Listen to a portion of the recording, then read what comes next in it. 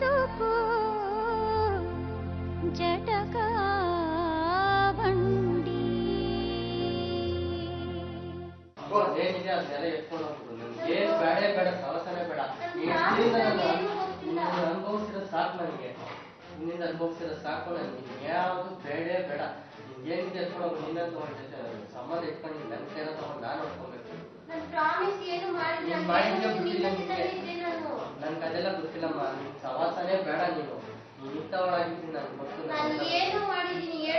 ನೀನ್ ಮಾಡಿರೋದಕ್ಕೆ ಇಷ್ಟೆಲ್ಲ ಆಗಿದ್ದು. ನೀನ್ ಕರೆಕ್ಟ್ ಆಗಿದ್ರೆ ಎಲ್ಲ ಸರಿ ಇರೋದು ಕಡೆ. ನೀನ್ ಕರೆಕ್ಟ್ ಇಲ್ಲ. ನೀನ್ ತಲುಪಿಸಿದ ಕೆಲಸ ಮಾಡಿದ್ದಕ್ಕೆ ನಾನು ಸುಮ್ಮನೆ ಇದ್ದು ಕೂಡ ನೀನು ನನ್ನನ್ನೇ ಅಟ್ಯಾಕ್ ಮಾಡಿದೆ. ಅಟ್ಯಾಕ್ ಮಾಡಿದ್ರಿಂದಲೇ ನಾನು ಇವಾಗ ಈ ತರ ಸ್ಥಿತಿಯಲ್ಲಿ ಕೂತಿರೋದು. ಇಲ್ಲ ಮತ್ತೆ ಫೋನ್ ಹೆಲ್ಪ್ ಮಾಡ್ತೇನೆ. ನೀನು ನಾನು ಫೋನ್ ಮಾಡಿದ್ದಕ್ಕೆ ತಾನೇ ನೀನ್ ಇಷ್ಟೆಲ್ಲ ಆಗಿದ್ದು. ಫೋನ್ ಮಾಡೋದು ಕೇಳಿದ ನಾನು ನಿನ್ಗೆ.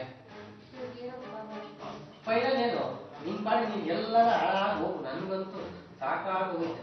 ಇನ್ನಂತ ಸವಾಸ ಮಾಡಿ ಬುದ್ಧಿ ಕಲ್ತಂಗ ಆಗುತ್ತೆ ನನಗಂತೂ. ಅಪ್ಪ ಪ್ರೀತಿ ಎಲ್ಲ ಇಬ್ರು ಮಾಡ್ಕೊಂಡಿರೋದು ಕೆಲಸ. ದುಡ್ಡುಗೋಸ್ಕರ ಬಂದಿರೋದು ನಿಮ್ರು. ದುಡ್ಡುಗೋಸ್ಕರ ಬಂದಿದ್ದಕ್ಕೆ ನೀವ್ ಈ ತರ ಆಡ್ತಾರೆ.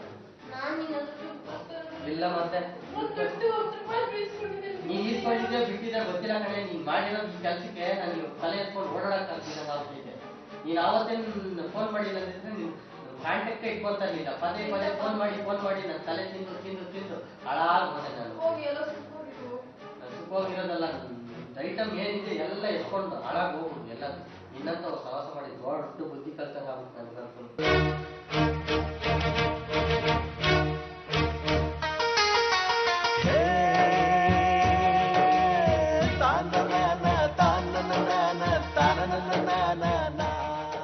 ಪುಷ್ಪಲತಾ ಹಾಗೂ ಶರಣ್ ಇಬ್ಬರನ್ನು ಹತ್ತಿರ ಕೂರಿಸಿ ನಮ್ಮ ತಂಡದವರು ಇವರು ಮಾಡಿರೋ ತಪ್ಪಿನ ಬಗ್ಗೆ ಹಾಗೂ ಇದರಿಂದ ಮುಂದೆ ಆಗೋ ಅನಾಹುತಗಳ ಬಗ್ಗೆ ವಿವರವಾಗಿ ಹೇಳಿದರು. ಆದರೆ ಮನಸ್ಸಿನ ತುಂಬ ಗಂಡನ ಬಗ್ಗೆ ಅಸಹ್ಯ ಭಾವನೆ ಹಾಗೂ ಪ್ರೇಕರನ ಬಗ್ಗೆ ಒಲವು ತುಂಬಿಕೊಂಡಿದ್ದ ಪುಷ್ಪಲತಾ ಗಂಡನ ಜೊತೆ ಬಾಳಲು ಒಪ್ಪಲಿಲ್ಲ.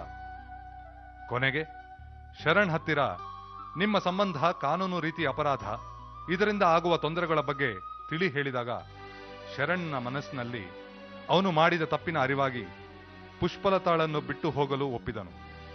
ಅದೇ ರೀತಿ ಪುಷ್ಪಲತಾ ಸಹ ತನ್ನ ಗಂಡ ಹಾಗೂ ಮಗುವಿನ ಜೊತೆ ಜೀವನ ನಡೆಸಬೇಕು ಅಂತ ಅವಳ ಮನವೊಲಿಸುವಲ್ಲಿ ನಮ್ಮ ತಂಡ ಯಶಸ್ವಿಯಾಯಿತು.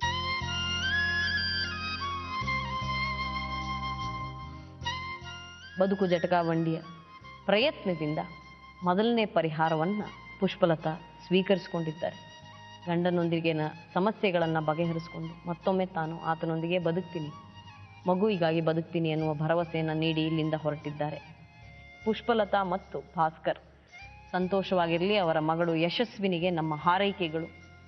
ಅವಳ ಉಜ್ವಲ ಭವಿಷ್ಯಕ್ಕಾಗಿ ನಮ್ಮ ಪ್ರಾರ್ಥನೆಗಳು. ಬಡವನಾದರೆ ಏನು ಪ್ರಿಯೇ ಕೈ ತುತ್ತು ತಿನ್ನಿಸುವೆ, ಬಡವನಾದರೆ ಏನು ಪ್ರಿಯೇ ಕೈ ತುತ್ತು ತಿನ್ನಿಸುವೆ, ಎದೆಯ ತುಂಬಾ ಒತ್ತಿಕೊಂಡು ಮುತ್ತು ಮಳೆಯ ಸುರಿಸುವೆ, ಎದೆಯ ತುಂಬಾ ಒತ್ತಿಕೊಂಡು ಮುತ್ತು ಮಳೆಯ ಸುರಿಸುವೆ, ಬಡವನಾದರೆ ಏನು ಪ್ರಿಯೇ ಕೈ ತುತ್ತು ತಿನ್ನಿಸುವೆ. ಬದುಕು ಜಟಕ